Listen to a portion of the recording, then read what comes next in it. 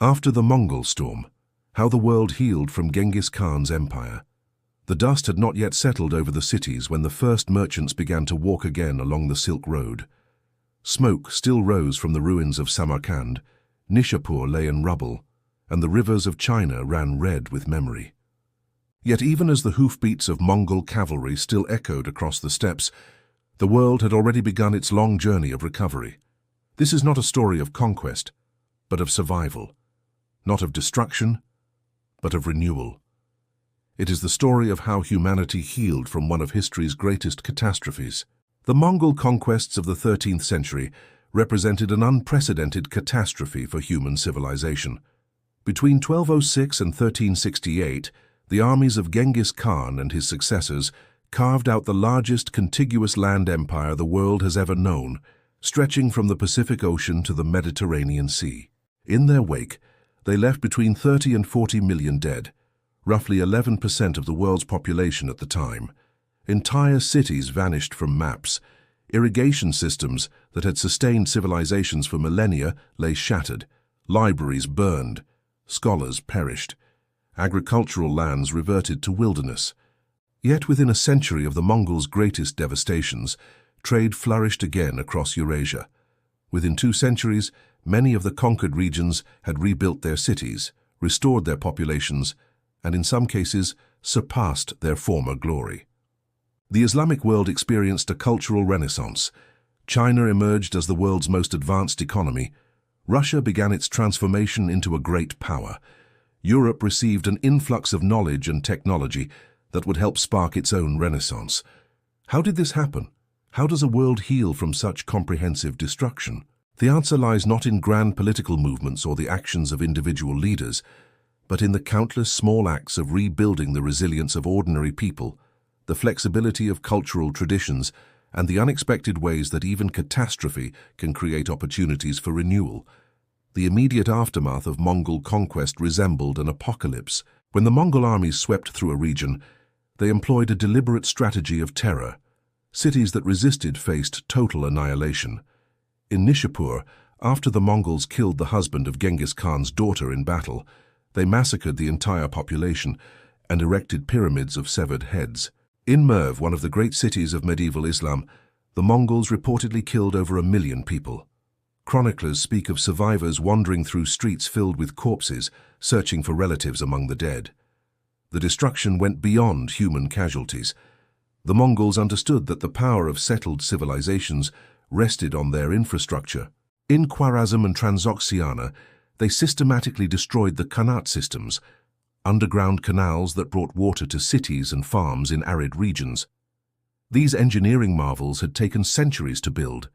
Their destruction transformed fertile agricultural land into desert overnight. Similarly, in China, the Mongols initially viewed agriculture as inefficient, proposing at one point to convert all farmland north of the Yellow River into pasture for horses. Though this extreme plan was never fully implemented, the disruption to Chinese agriculture during the conquest period contributed to massive famine. The psychological trauma was as profound as the physical destruction. The Mongols shattered what people believed about their world. In the Islamic world, many Muslims had believed that their civilization, protected by God, was invincible. The fall of Baghdad in 1258, when the Mongols killed the Abbasid Caliph and ended a caliphate that had endured for 5 centuries, sent shockwaves through the Muslim world. How could God allow such a catastrophe? In China, the Confucian order that had organized society for over a millennium seemed to offer no protection against the barbarian hordes. In Russia, the Mongol conquest was remembered as a divine punishment, a testing of the Orthodox faith. Yet even in the darkest moments, the seeds of recovery were already germinating. The Mongols, for all their destructive power, were not interested in ruling over wastelands. After the initial campaigns of terror, pragmatism began to temper bloodlust. The Mongols discovered that living subjects paid taxes, while dead ones did not. Cities that surrendered without resistance were often spared. Artisans, merchants, and administrators who possessed useful skills were protected and sometimes even elevated to positions of influence within the new empire. More importantly, the Mongols were conquerors, not colonizers. They never attempted to replace the cultures they conquered with their own. They had little interest in imposing Mongol language, Mongol religion, or Mongol customs on their subjects.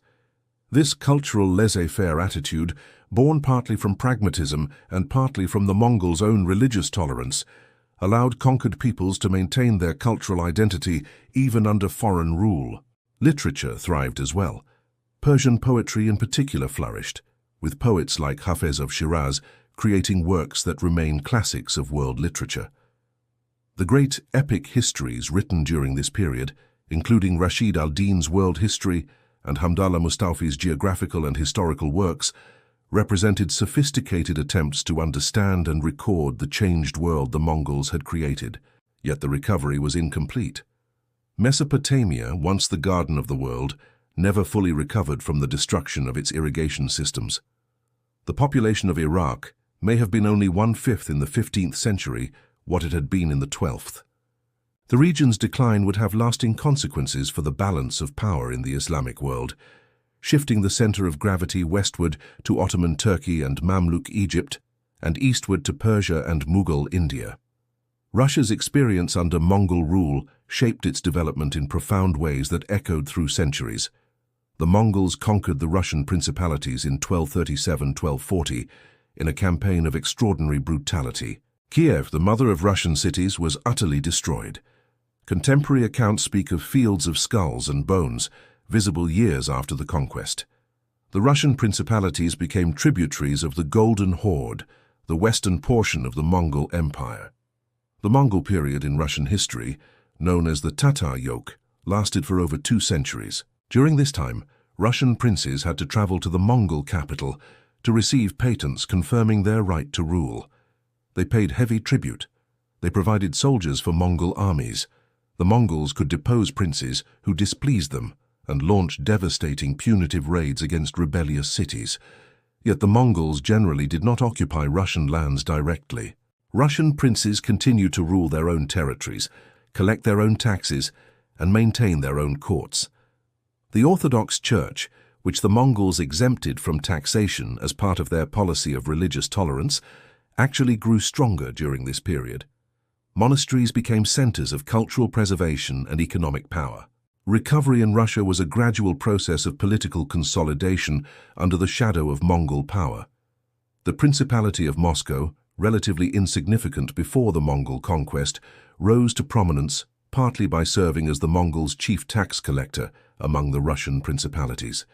Moscow's princes used this position to accumulate wealth and power. They expanded their territory through purchase, marriage, and conquest of neighboring principalities. They positioned themselves as the champions of Russian Orthodoxy, moving the metropolitan of the Russian Church to Moscow. As the Golden Horde weakened in the 14th and 15th centuries, torn by internal conflicts and succession disputes, Moscow grew stronger.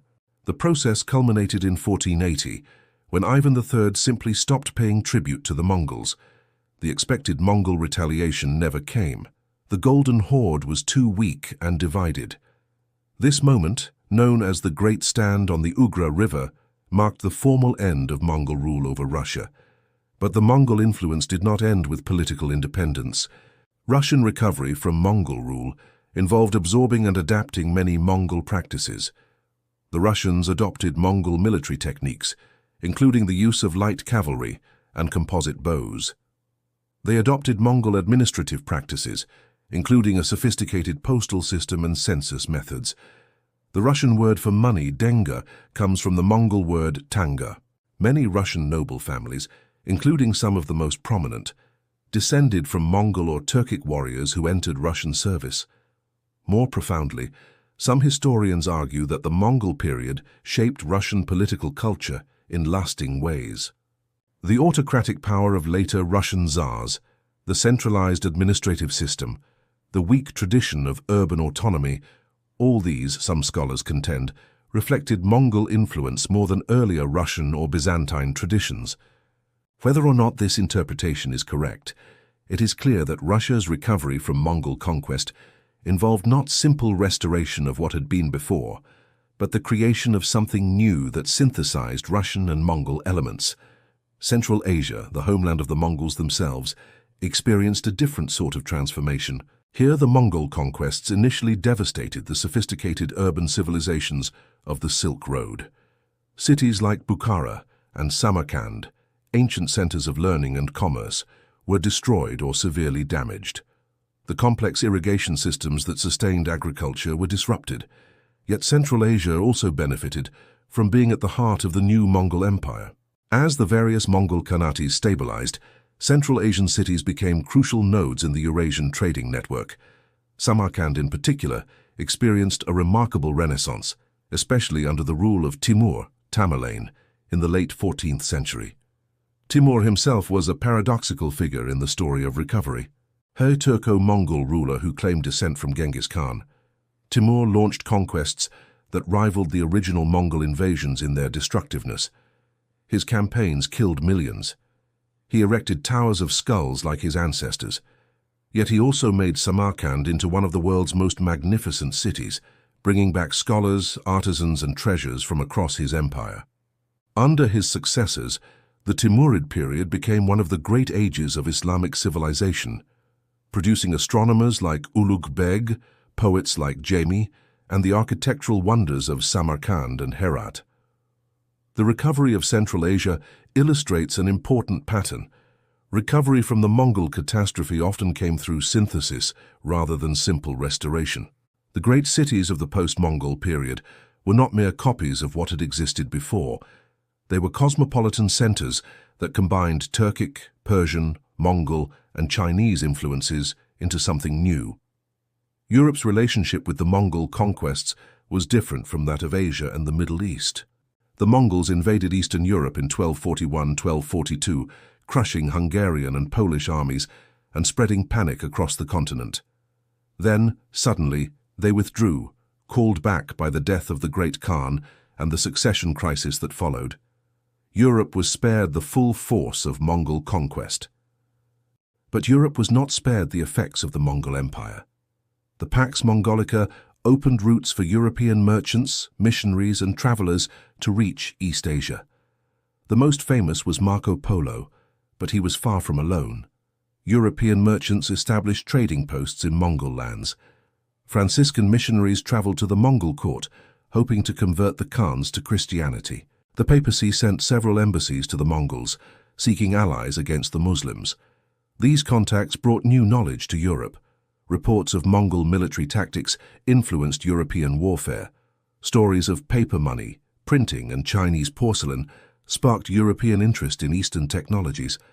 Perhaps most importantly, the Mongol period introduced Europeans to the idea of a vast world beyond their borders, a world rich in goods, knowledge, and wonders.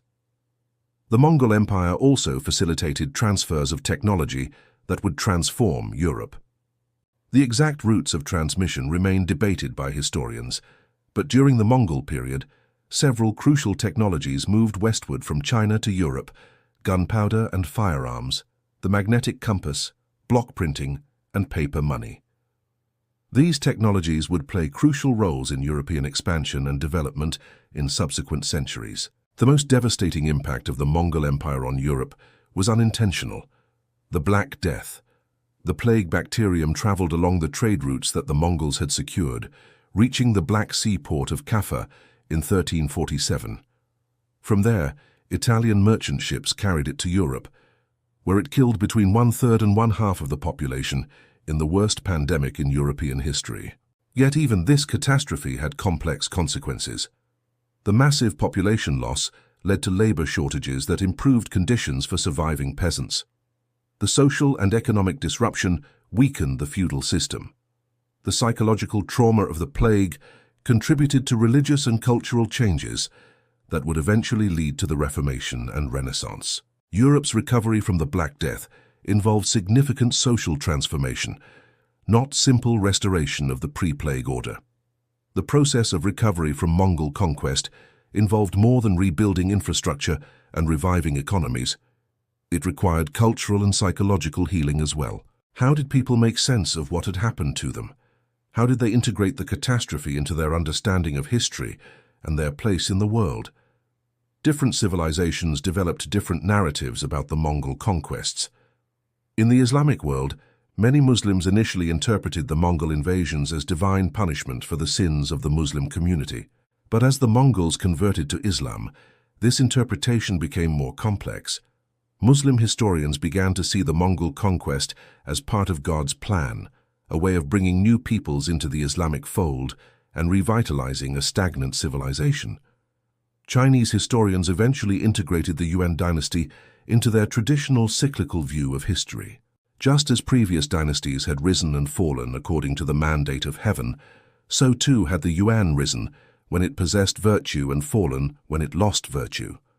The Ming emperors, who overthrew the Yuan, claimed to have restored pure Chinese civilization, but in practice they retained much that was useful from the Mongol period while rejecting what they found offensive.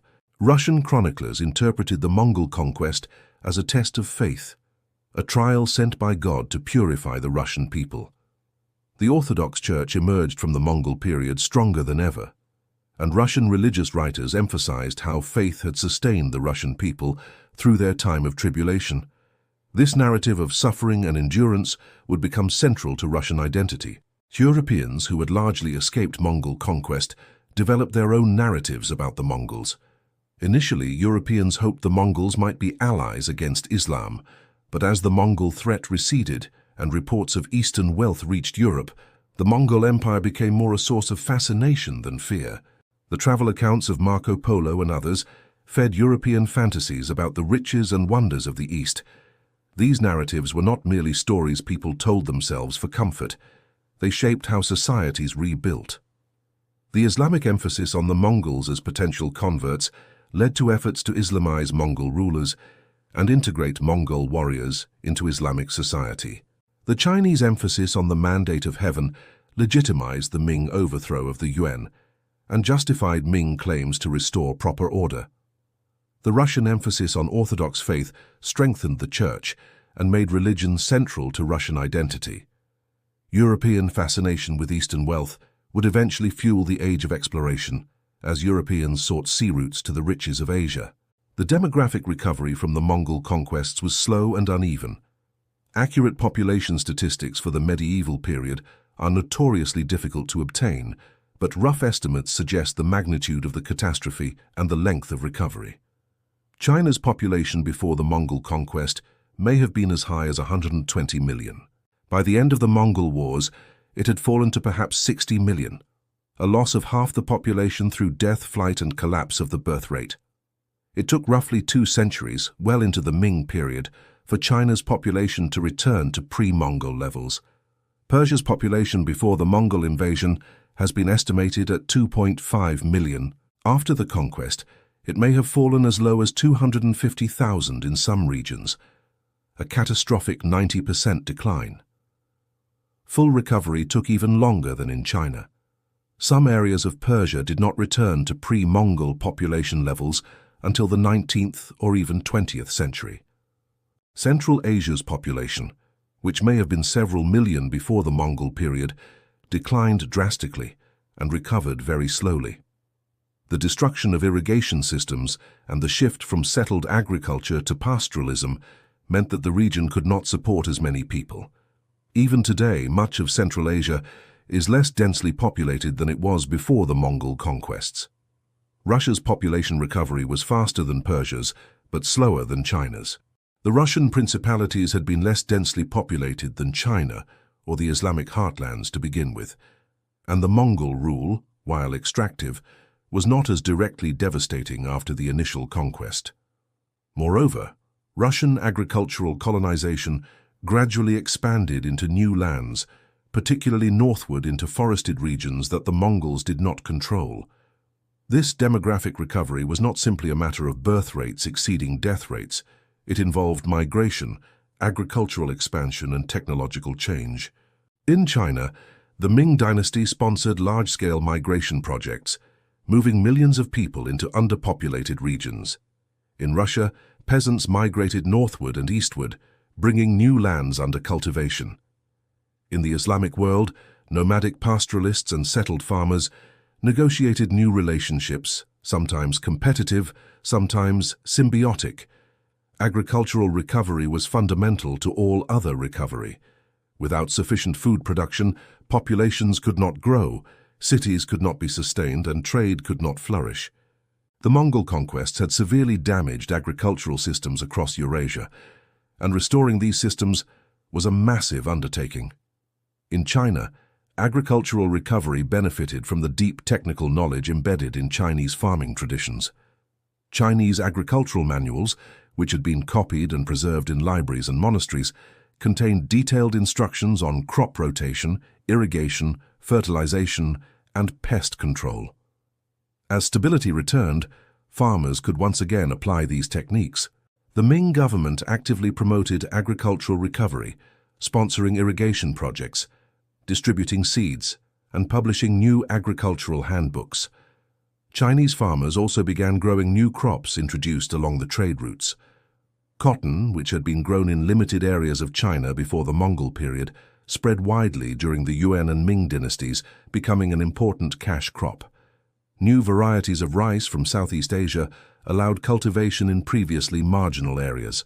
These innovations helped Chinese agriculture not just recover, but eventually exceed pre-Mongol productivity. In the Islamic world, agricultural recovery was more difficult, especially in regions where the Mongols had destroyed irrigation systems. Rebuilding qanats and canals required enormous investments of labor and capital. In Persia, the Ilkhanid rulers eventually sponsored such projects, but the scale of destruction was so great that full recovery was never achieved in some regions. The Islamic world also saw changes in the relationship between nomadic pastoralists and settled farmers. The Mongol conquests had strengthened nomadic elements in the Middle Eastern population. Many Mongol and Turkish soldiers received land grants in conquered territories, but continued to practice pastoral nomadism rather than settled agriculture. This led to conflicts between nomads and farmers over land use, conflicts that would shape Middle Eastern society for centuries. In Russia, agricultural recovery involved expansion more than intensification. Russian farmers gradually moved into forested regions in the north and east, clearing land and establishing new villages. This colonization movement would eventually carry Russians across Siberia to the Pacific Ocean. The process involved not just agricultural expansion, but also the displacement of indigenous peoples who had previously inhabited these regions. The recovery of trade was perhaps the most visible sign of healing from the Mongol catastrophe. The Pax Mongolica, despite the destruction that had preceded it, created unprecedented opportunities for long-distance commerce. Merchants who had once faced robbers, hostile governments, and a patchwork of jurisdictions now traveled under the protection of Mongol power. The most important trade routes were the Silk Roads connecting China with Central Asia, the Middle East, and eventually Europe. During the Mongol period, these routes carried more traffic than ever before. Chinese silk and porcelain flowed westward.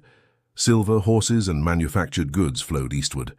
The profits from this trade enriched merchants and generated tax revenue for Mongol rulers. Maritime trade also flourished. The Mongols, despite their steppe origins, recognized the importance of sea trade. They encouraged Chinese merchants to develop maritime connections with Southeast Asia, India, and the Middle East. Chinese ships carrying hundreds of passengers and crew became common sights in the Indian Ocean. The Ming Dynasty would later launch the famous treasure voyages of Admiral Genghis, which demonstrated Chinese maritime capabilities to the world. The recovery of trade brought not just goods, but also ideas, technologies, and cultural influences. Muslim merchants in China built mosques and established communities that persist to this day. Chinese innovations spread westward. Persian administrative techniques spread eastward. The Mongol period was an age of unprecedented cultural exchange. Yet this trade boom was fragile. It depended on Mongol power maintaining security along trade routes. As the Mongol Empire fragmented in the 14th century, trade became more difficult and dangerous again. The Black Death, which traveled along these trade routes, disrupted commerce dramatically, and eventually the collapse of Mongol rule and the rise of hostile powers in Central Asia would largely close the overland routes between East and West. The response of European merchants to this closure, their search for sea routes to bypass the Middle East and reach Asian markets directly, would lead to the Age of Exploration, the European discovery of the Americas, and eventually European global dominance. In this sense, the recovery from Mongol conquest set in motion changes that would transform the entire world. The cultural and intellectual recovery from the Mongol conquests produced some surprising innovations. The Mongol Empire, for all its destructiveness, was in some ways remarkably cosmopolitan and tolerant. The Mongols themselves had little interest in cultural imperialism.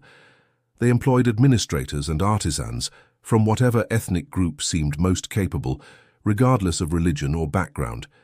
This created opportunities for cultural exchange that might not have occurred otherwise.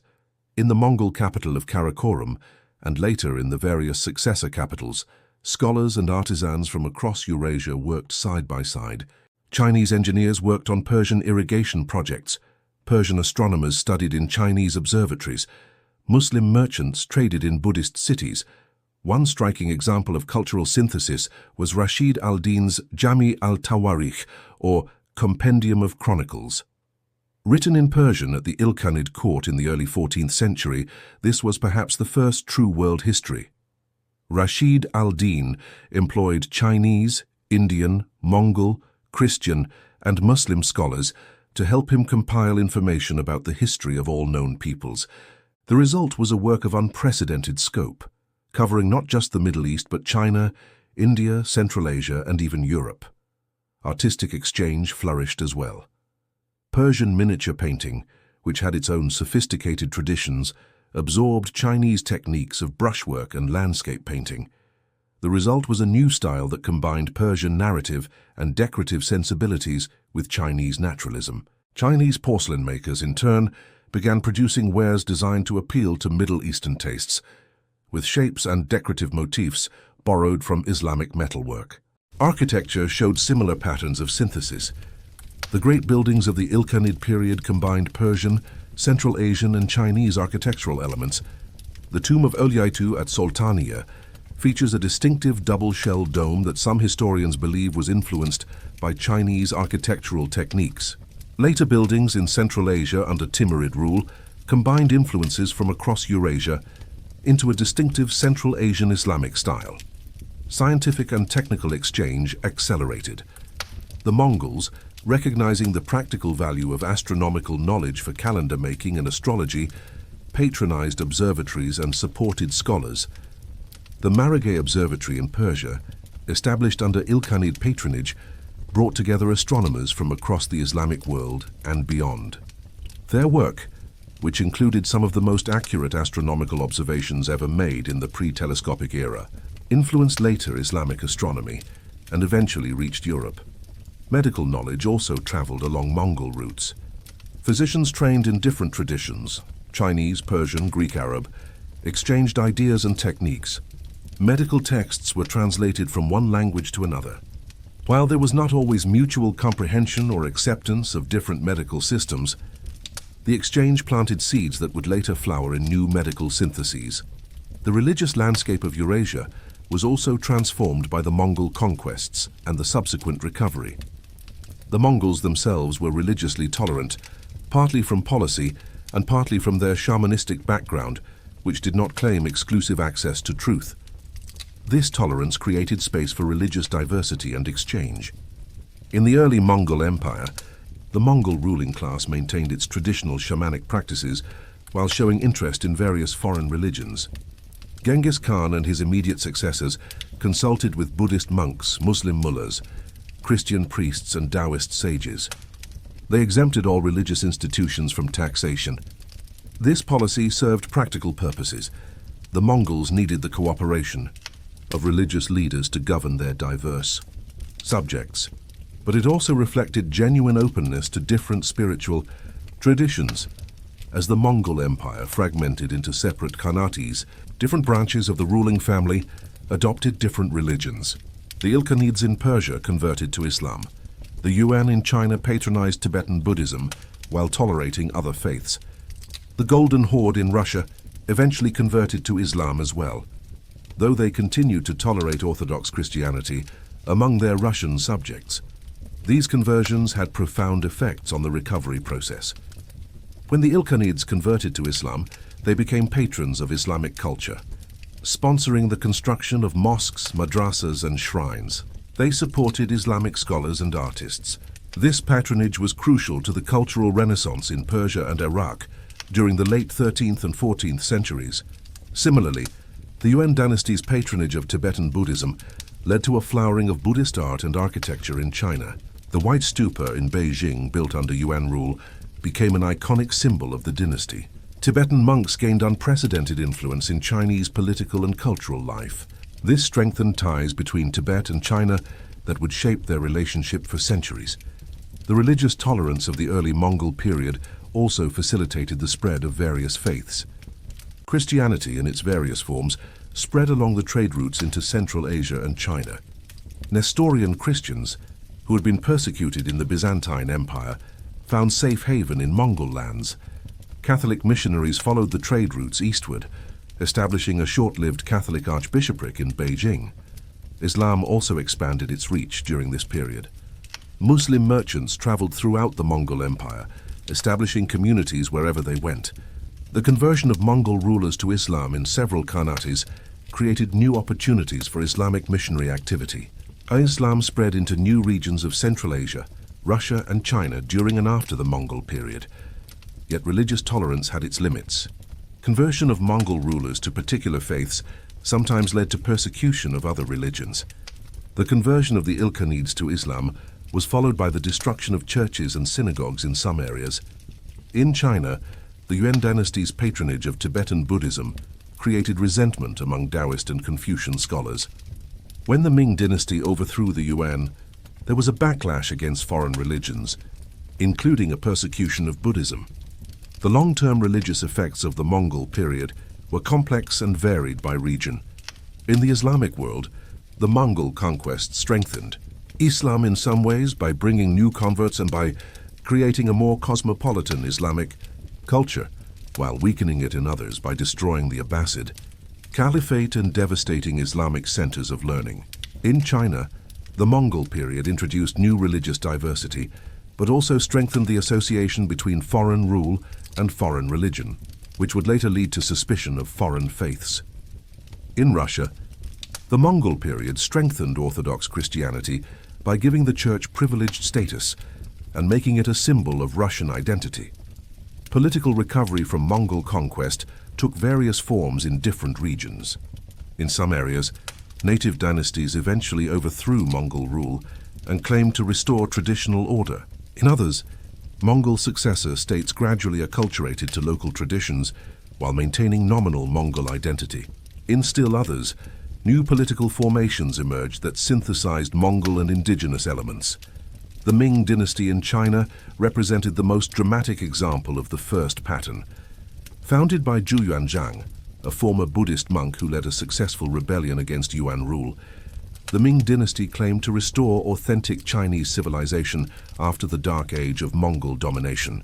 The Ming emperors emphasized their Chinese identity, promoted Confucian values, and presented themselves as restorers of traditional order. They moved the capital from Beijing, associated with Mongol rule, back to Nanjing in the south, though later emperors would return the capital to Beijing. Yet the Ming dynasty's claim to restore pure Chinese tradition was more rhetorical than real. In practice, the Ming retained many Mongol innovations that proved useful. They maintained the expanded Grand Canal system that the Mongols had built. They continued many Yuan administrative practices. Their military organization borrowed heavily from Mongol models. Even their famous treasure fleets, sent out to demonstrate Chinese power to the world, reflected the maritime interests that had flourished under Mongol rule. The Ming period saw genuine recovery and even advancement beyond pre-Mongol levels in many areas. The Chinese population grew steadily, eventually surpassing its pre-conquest peak. Agricultural production increased through the spread of new crops and farming techniques. Chinese porcelain and silk production reached new heights of quality and quantity, making these goods prized commodities throughout the world. Chinese literature and art flourished, producing works that are now considered classics. Yet the Ming dynasty also exhibited a defensiveness and insularity that contrasted with the cosmopolitanism of the Mongol period. After the initial treasure voyages, the Ming government turned inward. restricting foreign trade and contact. They built or rebuilt defensive walls, most famously the Great Wall in its present form, to keep out nomadic invaders. They strictly controlled foreign trade through a tributary system that required foreign merchants and diplomats to present themselves as tribute bearers, acknowledging Chinese superiority. This Ming turn inward was partly a reaction to the trauma of Mongol rule. Having been conquered by northern barbarians, the Ming were determined to prevent any repetition. They associated openness to foreign influences with the vulnerability that had allowed the Mongol conquest. This defensive posture would have long-term consequences for China's relationship with the wider world. In Persia, political recovery took a different path. The Ilkhanate gradually disintegrated in the 14th century, fragmenting into numerous small states ruled by various dynasties, some claiming Mongol descent, others local Persian or Turkic rulers. Persia would not be unified again until the rise of the Safavid dynasty in the early 16th century. Yet this political fragmentation did not prevent cultural recovery. Indeed, the competition among various courts for prestige led to remarkable cultural patronage. Rulers competed to attract the best poets, artists, and scholars to their courts. Cities like Herat, Shiraz, and Tabriz became centers of Persian culture, producing works of literature, art, and architecture that are still celebrated today.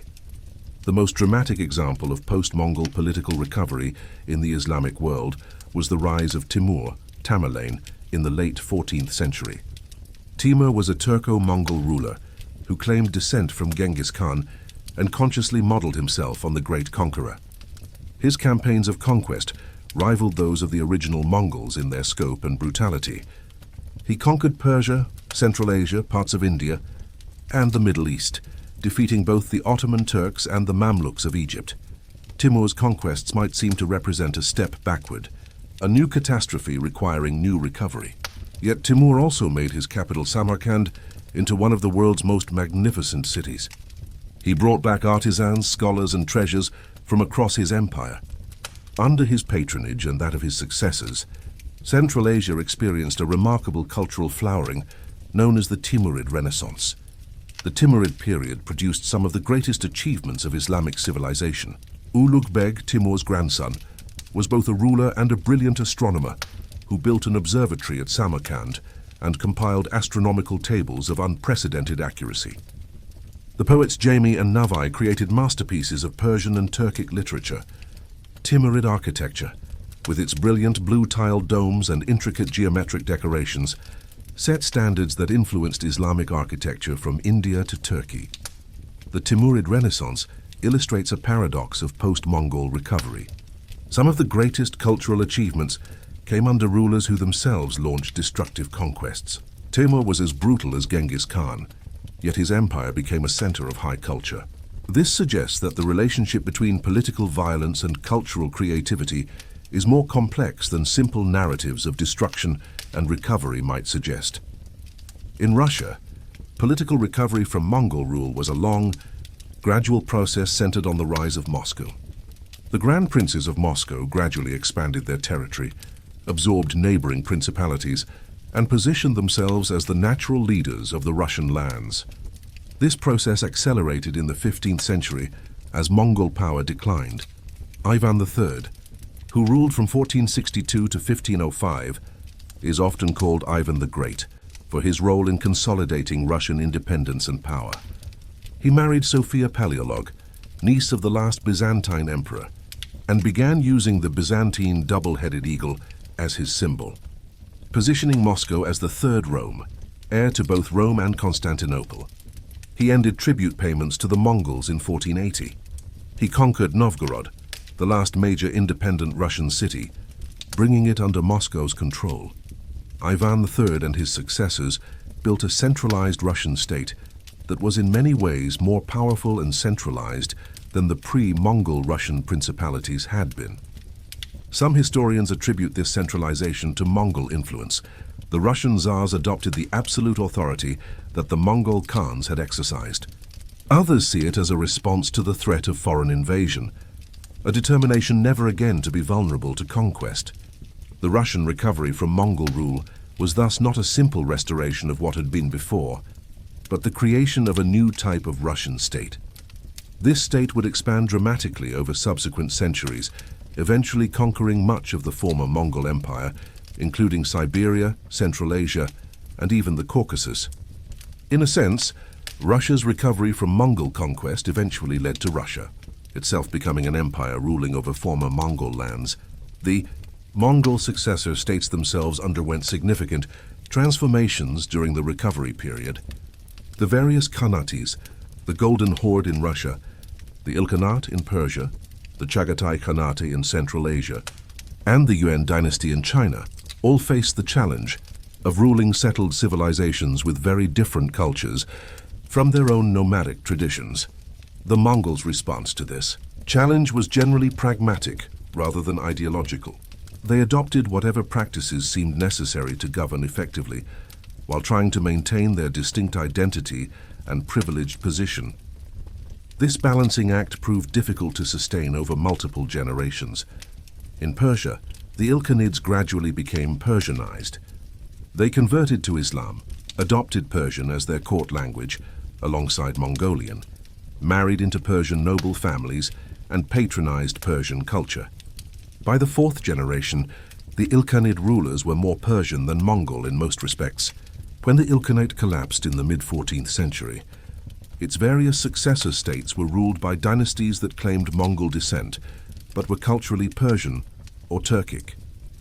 In China, the Yuan dynasty attempted to maintain stronger boundaries between Mongols and Chinese. They implemented a formal hierarchy that privileged Mongols and other foreigners over Chinese. They discouraged Mongols from adopting Chinese customs. Yet even in China, acculturation was inevitable. Mongol nobles living in China for generations adopted Chinese customs, spoke Chinese, and sometimes even participated in Chinese cultural activities like poetry writing.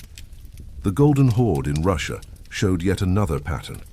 The ruling elite converted to Islam in the early 14th century, but they continued to rule over Orthodox Christian Russians. The Golden Horde maintained the Mongol language and many Mongol customs, while also adopting Islamic and sedentary civilizational practices. As the Golden Horde weakened and fragmented in the 15th century, its successor states, the Khanates of Kazan, Astrakhan, Crimea, and others, were Turkic-speaking Muslim states that maintained claims to Mongol heritage. These successor states had varying fates. Some, like the Khanate of Kazan, were eventually conquered by expanding Russia. Others, like the Crimean Khanate, survived much longer as clients of the Ottoman Empire, but all represented transitional forms between the original Mongol Empire and the post-Mongol world that was emerging. The question of how to maintain Mongol identity while ruling non-Mongol subjects proved increasingly difficult over time. By the 15th century, Mongol identity had become complex and multifaceted. Was someone Mongol by ancestry, by language, by culture, by political allegiance? Different groups answered this question differently. Some emphasized pure bloodlines. Others emphasized nomadic lifestyle. Still others emphasized connection to the lineage of Genghis Khan. This complexity reflected a broader reality. The recovery from Mongol conquest was producing new hybrid cultures that combined Mongol and indigenous elements in various proportions. These hybrid cultures would shape Eurasia for centuries to come. The ecological impact of the Mongol conquests and subsequent recovery deserves particular attention. The Mongols came from the steppes, where their economy was based on pastoral nomadism. Their conquest of settled agricultural civilizations led to significant ecological changes, some deliberate, others unintended. In some regions, the Mongols converted agricultural land to pasture. This was particularly dramatic in northern China, where some agricultural areas were depopulated and allowed to revert to grassland for grazing Mongol horses. The Ming Dynasty later reversed this process, resettling these areas with Chinese farmers. But the temporary conversion to pasture had lasting effects, including soil changes and the loss of traditional agricultural infrastructure. The destruction of irrigation systems in Persia and Mesopotamia had even more severe ecological consequences. These sophisticated engineering works had taken centuries to build and represented accumulated knowledge of local hydrology and environmental conditions. Once destroyed, they could not easily be rebuilt. In many cases, The knowledge of how to maintain them was lost along with the systems themselves. The result was environmental degradation in regions that had been productive for millennia. Without irrigation, desert advanced over formerly fertile land. Without the intensive agriculture that these irrigation systems had supported, populations declined and economic activity withered. Some regions in Persia and Iraq have never fully recovered their pre-Mongol productivity, even to this day. Yet the ecological impact was not uniformly negative. The depopulation caused by Mongol conquests allowed forests to recover in some regions. Wildlife populations rebounded, where human pressure decreased. In Europe, the Black Death caused similar effects. Depopulation led to farmland returning to forest, which some historians argue actually helped mitigate the Little Ice Age by increasing carbon sequestration. The Pax Mongolica also had ecological consequences. The increased trade and travel facilitated by Mongol rule led to the exchange of crops, animals, and agricultural techniques across Eurasia.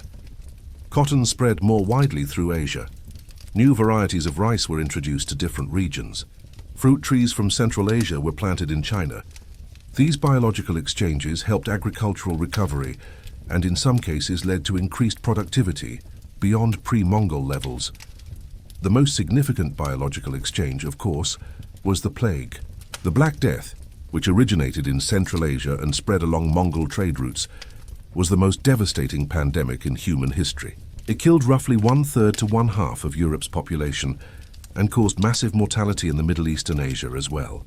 The ecological and social consequences were profound and long-lasting, yet even the Black Death led to some positive changes in the long run. In Europe, the massive labor shortage caused by the plague improved conditions for surviving peasants. It contributed to the breakdown of serfdom and the feudal system. It shifted economic power from land to labor. These changes, while emerging from catastrophe, helped create conditions for the later rise of capitalism and modern economic systems. The environmental history of the Mongol period thus shows the same pattern as political and cultural history. Destruction followed by recovery, but recovery that did not simply restore what had been before. Instead, recovery involved adaptation to changed conditions and often led to new ecological and agricultural systems. The technological exchanges facilitated by the Mongol Empire had lasting effects on the recovery process and beyond. The Mongols themselves were interested in technology, particularly military technology, and they deliberately spread useful innovations throughout their empire. But the Pax Mongolica also facilitated the unintentional spread of technologies through trade and migration. Gunpowder technology spread from China westward during the Mongol period. The Chinese had invented gunpowder centuries before and used it primarily for fireworks and primitive bombs. Under Mongol rule, knowledge of gunpowder and early firearms spread along trade routes to the Middle East and eventually to Europe. Each region adapted the technology to its own needs and capabilities, leading to rapid innovation in firearms and cannon. By the 14th century, firearms were being used in military conflicts across Eurasia. The Ming Dynasty used cannon to help overthrow Mongol rule. The Mamluks used firearms against the Mongols. European armies began incorporating gunpowder weapons. The firearms revolution that would transform warfare and eventually contribute to European global dominance had its roots in technological exchange during the Mongol period. Printing technology also spread westward. From China during this era, the Chinese had developed block printing centuries before and had even invented movable type, though it was less practical for Chinese with its thousands of characters than it would be for alphabetic languages.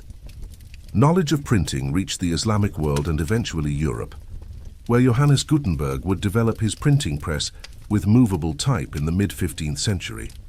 The impact of printing on European recovery and development can hardly be overstated. It facilitated the spread of knowledge, contributed to the Renaissance, enabled the Protestant Reformation, and helped create the modern scientific revolution. While Gutenberg's innovation was not simply copied from Chinese models, he developed his own techniques independently. The fact that Europeans knew printing was possible, through reports from travelers to the East, likely encouraged experimentation. The magnetic compass, another Chinese invention, spread westward during the Mongol period, and revolutionized navigation. Earlier compasses had been used for geomancy and simple direction finding on land. During the Mongol period, the technology was adapted for maritime navigation. By the 14th century, European sailors were using magnetic compasses to navigate out of sight of land, enabling the voyages of exploration that would soon connect Europe with Africa, Asia, and the Americas. Paper money, yet another Chinese innovation, was used extensively in Mongol-ruled China and attracted great interest from European visitors like Marco Polo. While European countries would not successfully implement paper money until centuries later, knowledge of the concept planted seeds for later monetary innovations. These technological exchanges were not one way. The Mongol Empire also carried technologies and knowledge from west to east. Persian astronomical instruments and tables reached China. Islamic mathematical techniques, including the use of Arabic numerals and algebra, spread eastward. European glassmaking techniques reached Asia. The Mongol period was genuinely a time of mutual exchange, not simply diffusion from a single center. The role of individual actors in the recovery process should not be overlooked. While broad historical forces shaped the overall trajectory of recovery, specific individuals made crucial contributions through their vision, leadership, or creativity. Kublai Khan, grandson of Genghis Khan and founder of the Yuan dynasty, exemplifies the pragmatic Mongol ruler who recognized that successful governance required adaptation to local conditions.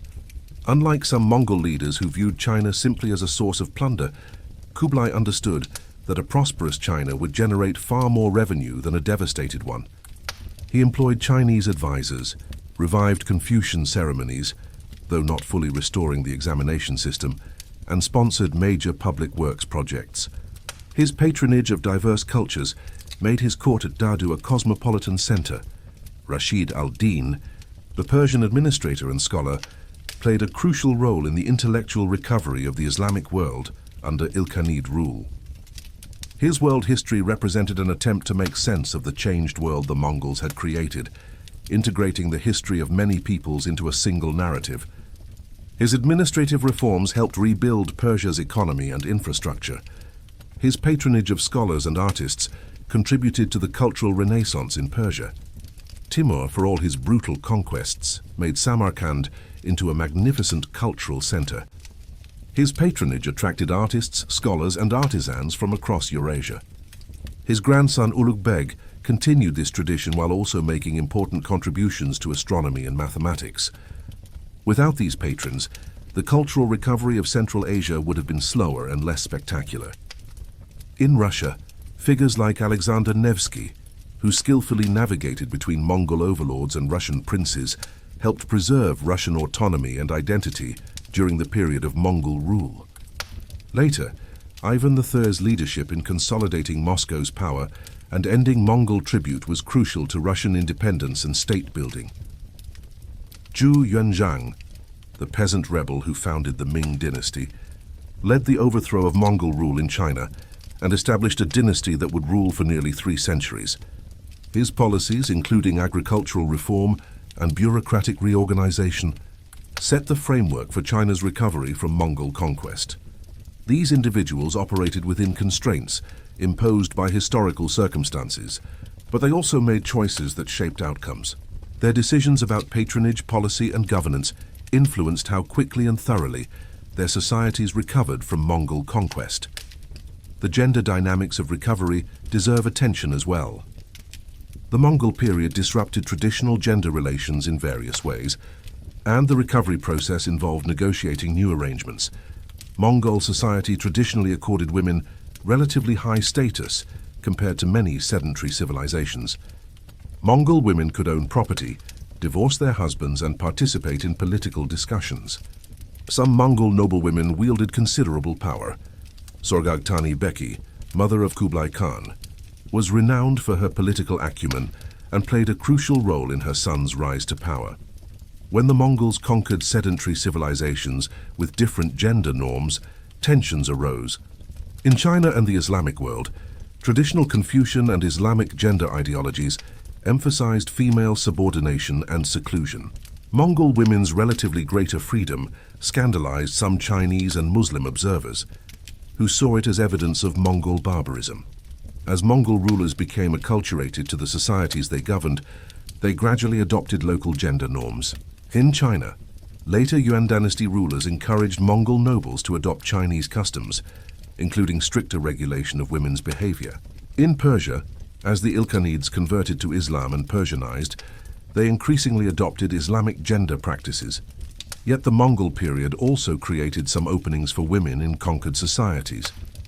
The disruption of traditional social structures, the death of many men in warfare, and the mixing of different cultural traditions sometimes allowed women greater agency.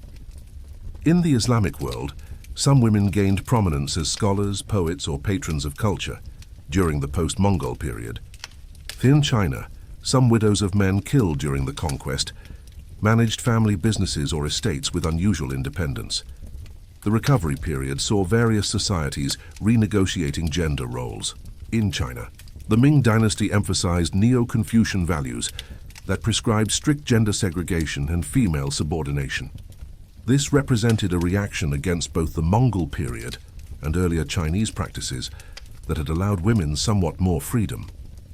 The practice of foot binding, which had been declining before the Mongol period, revived and spread widely under the Ming as a marker of Han Chinese identity and proper feminine behavior. In the Islamic world, the post-Mongol period saw varying approaches to gender. Some regions became more conservative, emphasizing strict seclusion of women. Others maintained more flexible practices. The Timurid court, for instance, had women who were accomplished poets and scholars, continuing a Central Asian tradition of relatively educated elite women. In Russia, the Mongol period may have contributed to the later practice of terem, the seclusion of upper-class women in separate quarters. Some historians argue this was influenced by Mongol or Tatar practices, though others dispute this. Regardless, the Mongol period disrupted traditional Russian gender relations, and the recovery process involved establishing new norms. The experiences of ordinary women during conquest and recovery, how they survived, what strategies they used to protect themselves and their families, how they rebuilt their lives are largely lost to history. Most historical sources were written by educated men and focus on elite affairs. But the demographic recovery that occurred could only have happened through the labor and reproductive activities of millions of women whose names we will never know. The artistic and literary recovery from the Mongol period produced works of enduring beauty and significance. This cultural flourishing occurred not just despite the preceding destruction, but in some ways because of it.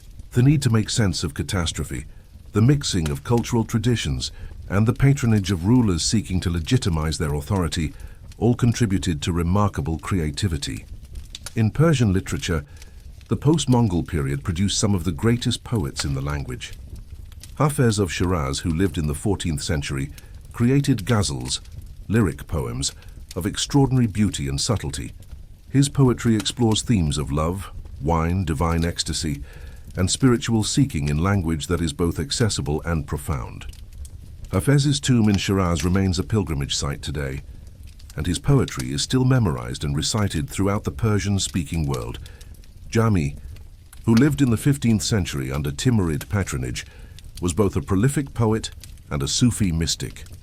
His works, which include love stories, mystical treatises, and collections of poetry, synthesized the Islamic, Persian, and Central Asian cultural traditions that had been brought together under Mongol and post-Mongol rule. In Chinese literature, the Yuan dynasty saw the flourishing of drama and the novel. These popular literary forms, somewhat looked down upon by Confucian scholars, thrived under Mongol rule when the traditional examination system that would have channeled educated men into government service was disrupted. The Yuan produced some of China's greatest dramatic works and laid groundwork for the great Ming novels like Journey to the West and Water Margin. Visual arts also flourished during the recovery period. Persian miniature painting reached new heights. Combining Persian narrative traditions with Chinese artistic influences brought along the Silk Road. The detailed, jewel-like paintings produced in Herat, Tabriz, and other centers are among the treasures of Islamic art. Chinese painting and ceramics continued to develop during the Yuan period and flourished under the Ming.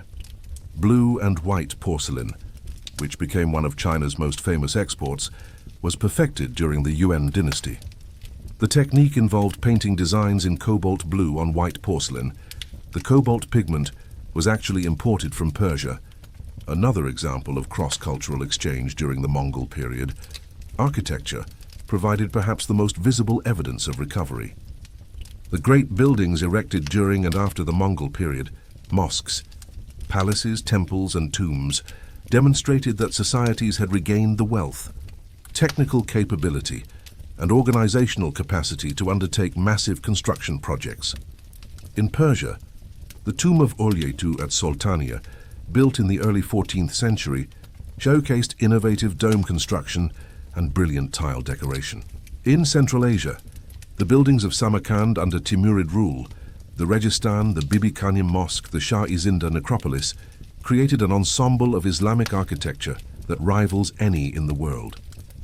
In China, the Forbidden City, built by the Ming Dynasty in Beijing, demonstrated Chinese architectural mastery and the restored power of Chinese emperors. These buildings served multiple purposes. They provided employment for thousands of workers during construction, stimulating economic recovery. They demonstrated the power and legitimacy of rulers. They served as centers of religious or cultural activity. And they embodied the synthesis of traditions that characterized the post-Mongol world. Timurid architecture combined Persian, Turkic, and Mongol elements. The Forbidden City incorporated some Mongol influences into Chinese architectural traditions. Music and other performing arts also recovered and evolved during this period, though our evidence for these ephemeral art forms is more limited. We know that the Yuan dynasty saw the flourishing of Chinese opera. We know that the Timurid courts employed musicians from various traditions. We know that Islamic music theory continued to develop. But the actual sounds of this music are lost to us, though some traditions may have been passed down and transformed over generations. The long-term consequences of the Mongol conquests and subsequent recovery shaped world history in profound ways. Some of these consequences were direct and obvious.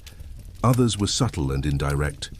Understanding these long-term effects helps us appreciate the full significance of this era. One major consequence was the shift in population and economic centers within the Islamic world. Before the Mongol conquests, Iraq and Persia had been among the wealthiest and most populous regions of the Islamic world. The devastation they suffered permanently altered this balance. Egypt, which had successfully resisted Mongol conquest, became more important. So did Anatolia, where the Ottoman Turks were building their empire. The rise of the Ottomans and Safavids, the two great Muslim empires of the early modern period, owed something to the opportunities created by Mongol destruction of the old order. In China, the Ming dynasty's defensive posture and eventual turn inward had lasting consequences. While Ming China was wealthy and technologically advanced, it became increasingly isolated from the world. The decision to end the treasure voyages and restrict maritime trade meant that China did not develop the naval capabilities or overseas colonies that would give European powers such advantage in later centuries. Some historians argue that this Ming turn inward, a reaction to the trauma of Mongol rule, was a crucial turning point in world history. Russia's recovery from Mongol rule set it on a path toward becoming a great empire. The centralized, autocratic Russian state that emerged was in some ways shaped by the Mongol period. More directly, Russia's expansion eastward across Siberia was a kind of reversal of the Mongol conquest. Russians now conquered the lands of their former conquerors. By the 18th century, the Russian Empire controlled much of the former Mongol Empire, ruling over many of the same peoples. Europe's relationship with the Mongol world had subtle but important effects. The opening of trade routes and travel to East Asia during the Pax Mongolica exposed Europeans to goods, knowledge, and ideas from across Eurasia. This helped set the stage for the later age of exploration, as Europeans sought sea routes to the riches of the East, after overland routes became more difficult in the 15th century. The technological transfers that occurred during the Mongol period, gunpowder, printing, the compass, all contributed to European development in crucial ways. While Europeans did not simply copy these technologies, but adapted and improved them. Knowledge that such things were possible encouraged experimentation and innovation. The Black Death, which traveled along Mongol trade routes to Europe, had profound long-term consequences for European society. The massive population loss contributed to the breakdown of feudalism, improved conditions for surviving workers, and disrupted traditional social structures. Some historians argue that these changes helped create conditions for capitalism and eventually for the Industrial Revolution. The Mongol period also contributed to the rise of the West, Europe's eventual dominance over much of the world. This is not because the Mongols favored Europe. If anything, they largely ignored it. Rather, the Mongol conquests devastated many of the most advanced civilizations in Eurasia, while leaving Europe relatively untouched. China, the Islamic world, and Russia all suffered demographic catastrophes and had to focus on recovery for generations. Europe, despite the Black Death, faced less overall disruption. This gave Europe breathing space to develop, while potential rivals were weakened. This interpretation remains controversial among historians. Some argue that attributing Europe's rise partly to the Mongol catastrophes minimizes European achievements and agency. Others argue that Europe's rise had deeper roots unrelated to the Mongol period. The debate continues, but there is little doubt that the Mongol conquests significantly altered the balance of power and development in Eurasia in ways that had lasting consequences. The Mongol period also influenced ideas about world history and global connections. Before the Mongol Empire, most histories were local or regional. The Mongol Empire's vast extent and the connections it created encouraged more global perspectives. Rashid al-Din's world history was an early example. European knowledge of distant Asia, transmitted through travelers like Marco Polo, expanded European geographical horizons and encouraged Europeans to think of the world as interconnected. In a sense, the Mongol period marked a transition from a world of relatively isolated civilizations to a more interconnected global system. The recovery from Mongol conquest, thus, was not a return to the pre-Mongol world of limited connections, but an adaptation to a new reality of increased interaction and exchange. Lessons from the recovery from Mongol conquest may have relevance for understanding how societies recover from catastrophes more generally. Several patterns emerge that seem applicable beyond this specific historical case. First, recovery is not simply restoration. Societies do not and cannot simply rebuild what was destroyed and return to the pre-catastrophe status quo. The process of recovery involves adaptation to changed conditions and often leads to new social, economic, and cultural formations. The post-Mongol world was different from the pre-Mongol world, not just because some things had been destroyed, but because the catastrophe itself created new possibilities and foreclosed old ones. Second, cultural continuity aids recovery. Societies with strong cultural traditions, written texts, institutional memory, shared values, could rebuild more effectively than those without such traditions. Chinese recovery benefited from the continuity of Confucian texts and traditions. Islamic recovery benefited from the continuity of the Quran, Hadith, and scholarly traditions. Cultural traditions provided blueprints for rebuilding, even when physical structures and institutions had been destroyed. Third, flexibility and synthesis often characterize successful recovery. Societies that rigidly tried to restore pre-catastrophe arrangements often struggled. Those that pragmatically adapted, borrowing useful ideas and practices from various sources, including their conquerors, often recovered more successfully. The Timurid Renaissance synthesized Mongol, Persian, Turkic, and Chinese elements. Ming China, despite its rhetoric of restoration, retained many useful Mongol innovations. Fourth, trade and economic connections facilitate recovery. The revival of Silk Road trade during the Pax Mongolica was crucial to recovery across Eurasia. Trade brought wealth that could fund reconstruction.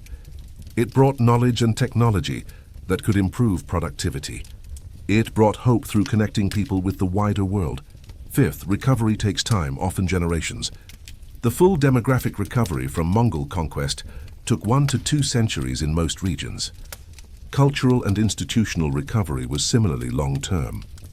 This suggests that patience and long-term thinking are essential for recovery from catastrophic disruptions. Sixth, recovery is uneven. Some regions and groups recover faster than others, Understanding why requires attention to specific local conditions, the severity of initial damage, the presence of resources and institutions to organize rebuilding, access to trade and external support, and the policies of those in power. Finally, even catastrophes can create opportunities. The Mongol conquests were devastating, but they also broke down barriers, mixed populations and cultures, and created new possibilities. Some of the greatest achievements of post-Mongol civilization came about because of the mixing of traditions and the need to rebuild. This does not justify the catastrophe or minimize the suffering it caused, but it does suggest that human resilience and creativity can find opportunities even in disaster.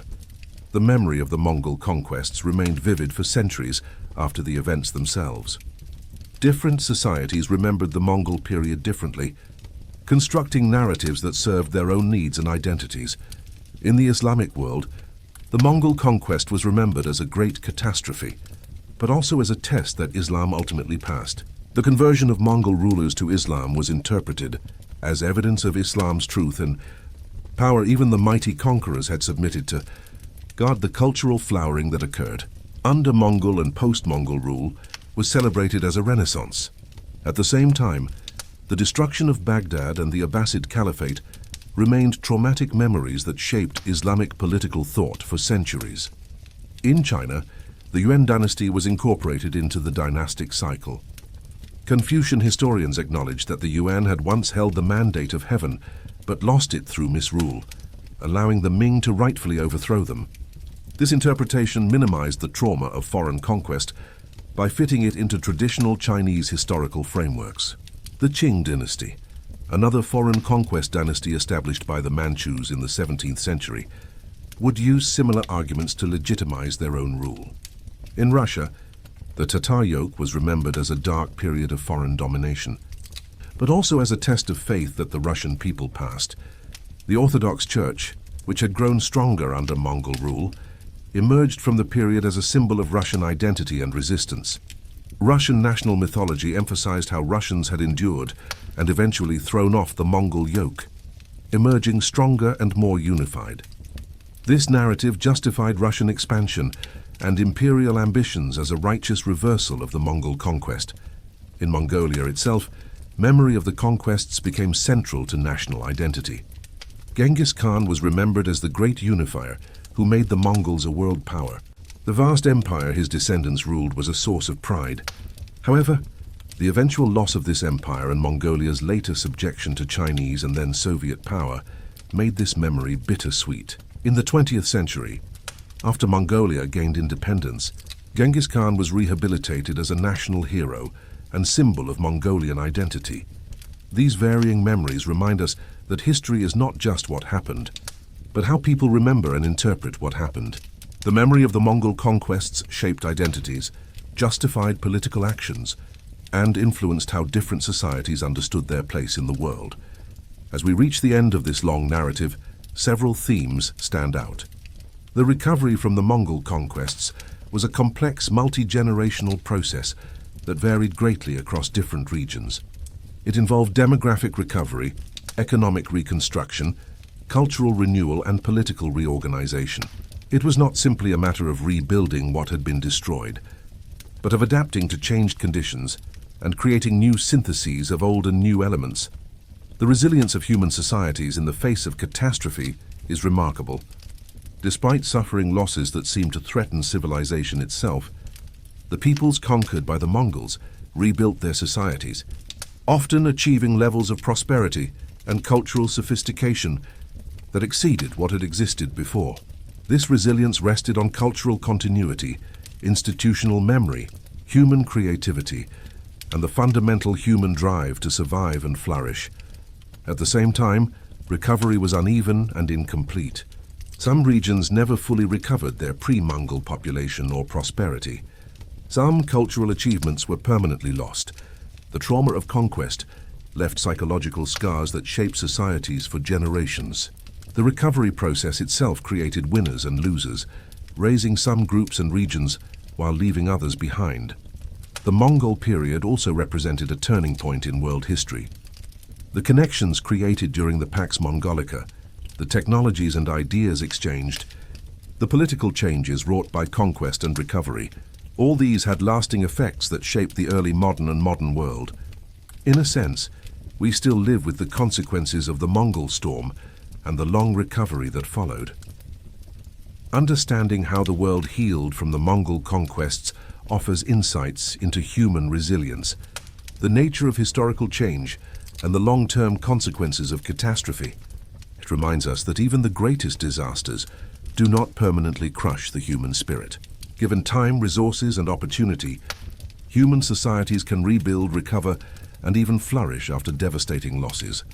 Yet it also reminds us that recovery is neither quick nor simple, that the scars of catastrophe linger, and that what is lost can never be fully restored. The post-Mongol world was different from the pre-Mongol world, shaped by both the catastrophe and the recovery process. History does not repeat itself or move in circles, but transforms through the accumulation of experiences, including experiences of catastrophe and recovery. The story of recovery from the Mongol conquests is ultimately a human story, a story of millions of individuals making countless small decisions and taking countless small actions that collectively rebuilt their world. Most of these individuals left no mark on historical records. We do not know their names or their specific stories, but their collective effort, farming the land, rebuilding cities, trading goods, creating art, raising children, preserving knowledge, adapting traditions, made possible the recovery that we can trace in demographic statistics, economic records, and cultural achievements. The merchants who began traveling the Silk Road again, even before the dust had settled, driven by hope of profit, but also by the human need to connect and exchange. The farmers who returned to devastated fields cleared away rubble and planted crops again, trusting that this year's harvest might sustain them. The scholars who copied manuscripts by candlelight, preserving knowledge that might otherwise have been lost forever. The artisans who apprenticed themselves to masters, learning skills that would rebuild their cities. The mothers who bore and raised children in the midst of uncertainty, creating the next generation that would inherit the task of reconstruction. These ordinary acts of survival and rebuilding were the foundation upon which recovery rested. The grand political movements, the cultural renaissances, the economic booms, all these depended on millions of people simply continuing to live, work, and hope for a better future. The psychological dimension of recovery deserves final emphasis. Beyond physical rebuilding and economic recovery, societies had to heal psychologically from the trauma of conquest. This healing took many forms: religious rituals that gave meaning to suffering, historical narratives that integrated catastrophe into larger stories of identity and destiny, artistic works that processed grief and loss, and the simple passage of time that allowed wounds to scar over if not fully heal. Different cultures had different resources for this psychological healing. In the Islamic world, the framework of divine providence allowed Muslims to interpret the Mongol catastrophe as part of God's plan, however inscrutable. Sufi mysticism, which flourished in the post-Mongol period, offered spiritual paths for dealing with loss and seeking meaning. The conversion of Mongol rulers to Islam was interpreted as evidence that even catastrophe could serve divine purposes. In China, Confucian philosophy provided frameworks for understanding dynastic change and foreign conquest. The concept of the mandate of heaven explained how dynasties rose and fell according to their virtue or corruption. This allowed Chinese to interpret Mongol conquest not as meaningless catastrophe, but as part of the natural cycle of history. Buddhist and Taoist philosophies offered additional resources for accepting loss and impermanence. In Russia, Orthodox Christianity provided meaning through suffering. The Mongol period was interpreted as a trial sent by God, and Russian endurance of this trial was seen as evidence of deep faith. The Virgin Mary and various saints were invoked as protectors who had sustained Russians through their darkest hours. Monastic spirituality, which emphasized withdrawal from the world and focus on the eternal, flourished during the Mongol period. These religious and philosophical frameworks did not erase the trauma of conquest, but they helped people make sense of it and find ways to move forward. They transformed meaningless suffering into meaningful trial, random catastrophe into divine plan or natural cycle. Whether or not one accepts these religious interpretations as true, They were psychologically effective in helping societies heal. The role of hope in recovery cannot be overstated. Even in the darkest moments after conquest, some people maintained hope that things could improve. This hope motivated the efforts that eventually led to recovery. When merchants ventured onto dangerous trade routes, they hoped for profit and survival. When farmers planted crops, they hoped for harvest. When parents raised children, they hoped for a better future. When scholars studied, they hoped that knowledge had value. These individual hopes, multiplied across millions of people over generations, became self-fulfilling prophecies. The very acts motivated by hope created the conditions for hope to be justified. Yet we must also acknowledge those who lost hope, who could not recover psychologically from what they had experienced. The sources rarely tell us about these people, the survivors who could not rebuild their lives, the displaced who wandered without purpose, the traumatized who could not function in society. They existed surely in large numbers. Not everyone recovered, even as societies as a whole did. The aggregate statistics of demographic and economic recovery hide individual tragedies of those left behind. The question of whether recovery was complete is worth considering as we conclude. In some quantitative measures, population, agricultural production, trade volumes, many regions eventually recovered to or exceeded pre-Mongol levels. In these terms, recovery was complete and even resulted in advancement. But in other ways, recovery was incomplete. Some knowledge was permanently lost, libraries burned, scholarly traditions disrupted, technical skills forgotten. Some cities never recovered their former greatness. Some regions never regained their former population or prosperity. The Khanate systems of Persia, the sophisticated urban culture of pre-Mongol Central Asia, the intellectual vibrancy of pre-conquest Baghdad, these were diminished or lost, never fully restored. Moreover, the psychological and cultural trauma left lasting marks. The Islamic world's relationship with modernity was perhaps influenced by the memory of catastrophic destruction, followed by cultural flowering, a pattern that would repeat with colonialism. Chinese defensiveness toward foreign influence, Russian autocracy, European fantasies about Eastern wealth, all these may have roots in the Mongol period and its aftermath. Perhaps the question of complete recovery is itself misconceived. History does not work by addition and subtraction, gain and loss that can be precisely calculated. Societies are not static entities that can be destroyed and then rebuilt to their original specifications. They are dynamic, constantly evolving systems. The Mongol conquests and subsequent recovery were part of that evolution. Moments of dramatic change that redirected historical trajectories. The world after recovery was different from the world before conquest. Not just damaged and rebuilt, but transformed. New trade networks, new cultural syntheses, new political formations, new technologies, new ideas, these emerged through the process of recovery itself. The catastrophe created conditions that made certain developments possible while foreclosing others. In this sense, asking whether the world fully recovered from the Mongol conquests is like asking whether a person who has suffered serious injury has fully recovered. They may heal, regain function, even become stronger in some ways, but they are changed by the experience. The injury and the healing process both leave marks that become part of who they are. The world that emerged from the Mongol catastrophe was a world that had been through catastrophe. That experience of destruction, endurance, and recovery became part of the historical experience of Eurasian civilizations, shaping how they understood themselves and their possibilities.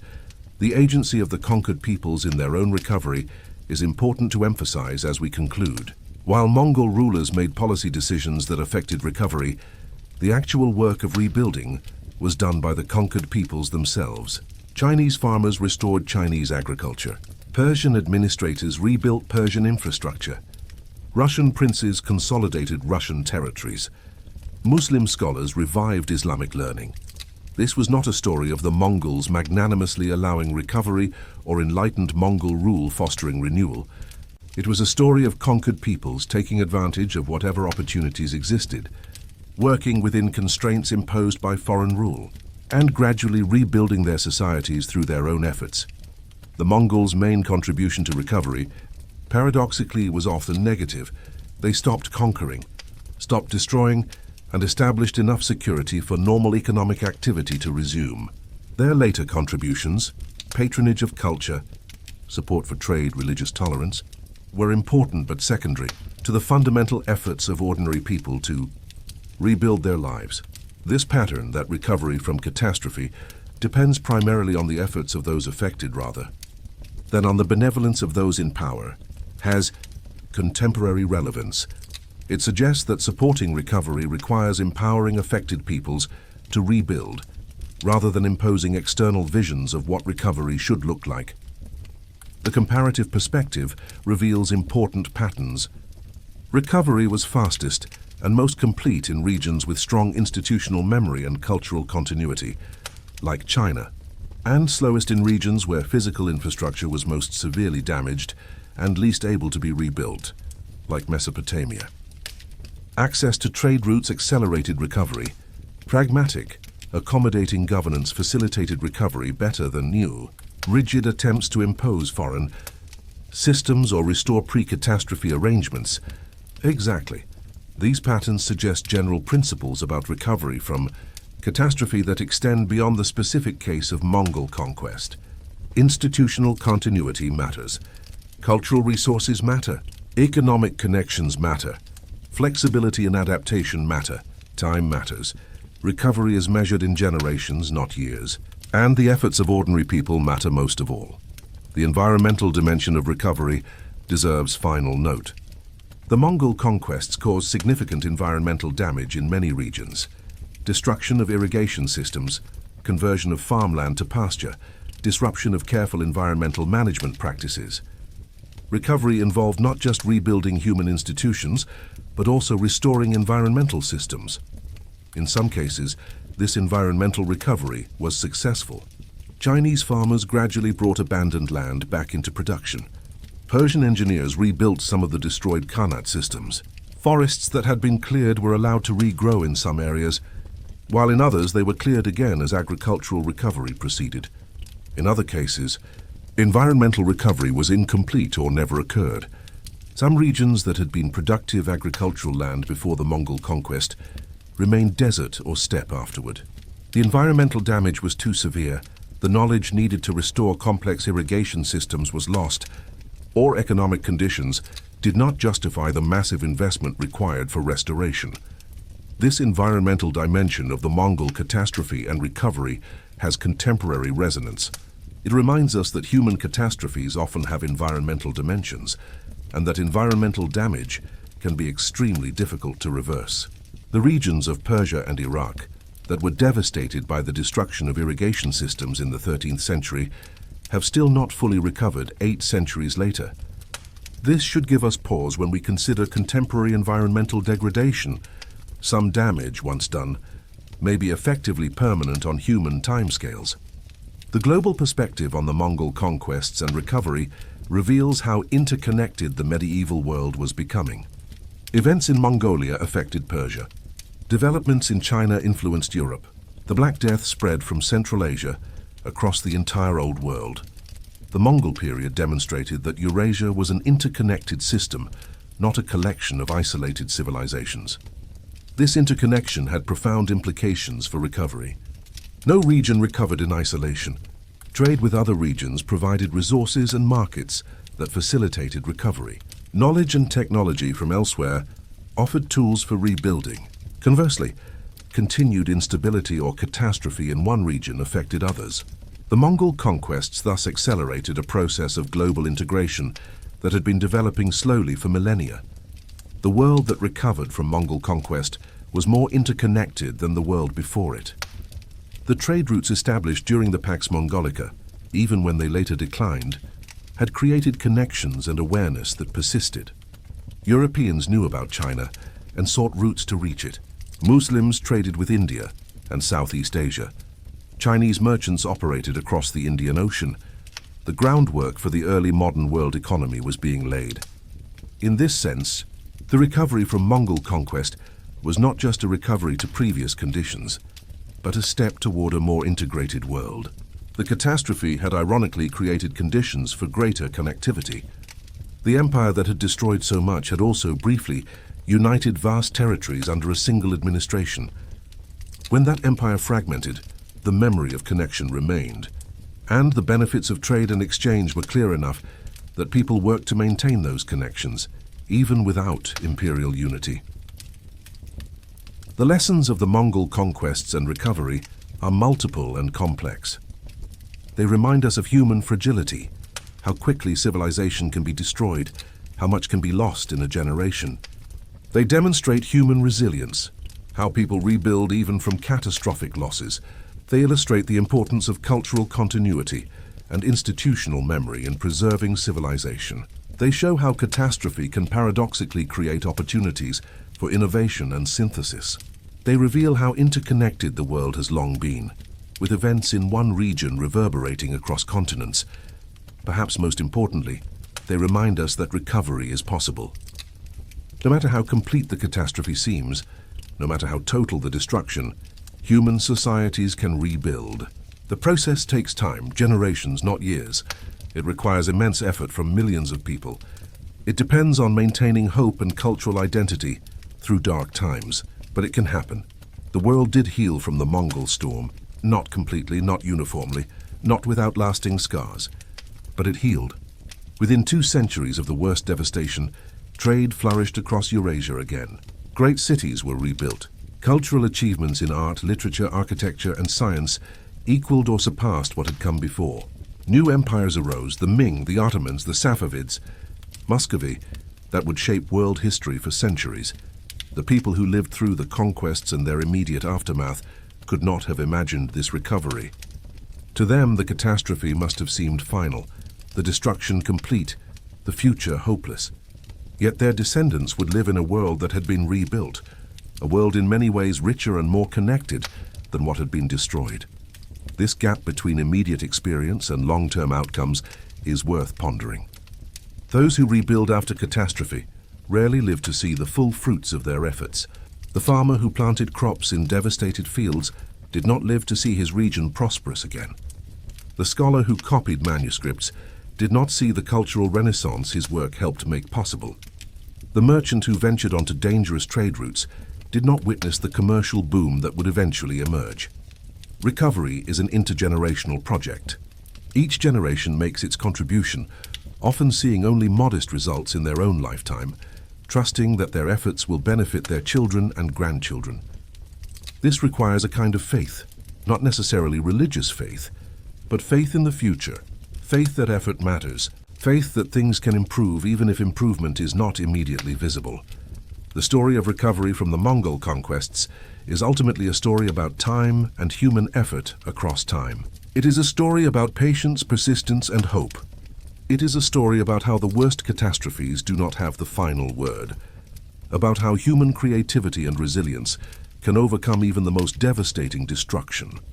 As we stand in our own time facing various challenges and catastrophes, environmental, economic, political, social, there is something encouraging about remembering how previous generations recovered from what seemed like the end of their world. They rebuilt, they adapted, they created new forms of beauty and meaning. They found ways forward, even when the way seemed completely blocked. Their recovery was not inevitable. It required effort, intelligence, cooperation, and luck. Many individuals did not survive or recover. Much was permanently lost. The recovery took far longer than any individual lifetime. But it happened. The Mongol Storm was one of the greatest catastrophes in human history. The healing that followed was one of the greatest demonstrations of human resilience. Both the catastrophe and the recovery shaped the world we now inhabit. Both are part of our inheritance, the knowledge that civilization is fragile and can be destroyed, but also the knowledge that it can be rebuilt. This, then, is how the world healed from Genghis Khan's empire. Slowly, painfully, incompletely, but ultimately successfully. Through the efforts of millions of people whose names we do not know. Through the adaptation and synthesis of cultural traditions. Through the revival of trade and economic activity. Through the patronage of rulers who recognized the value of the civilizations they had conquered. Through the passage of generations that transformed trauma into history, the world rebuilt itself. The scars remained, demographic losses, environmental damage, lost knowledge, traumatic memories, But alongside the scars came new growth, cultural syntheses, new trade networks, new political formations, transferred technologies, expanded horizons. The post-Mongol world was different from the pre-Mongol world, shaped by both destruction and recovery. In the end, the story of recovery from the Mongol conquests is a story about human beings doing what human beings do, surviving. Adapting, creating, hoping, and building. It is a story that reminds us that even after the storm, even after the most terrible destruction, recovery is possible. The work of recovery is long and hard, but it is not futile. With time and effort, the world can heal.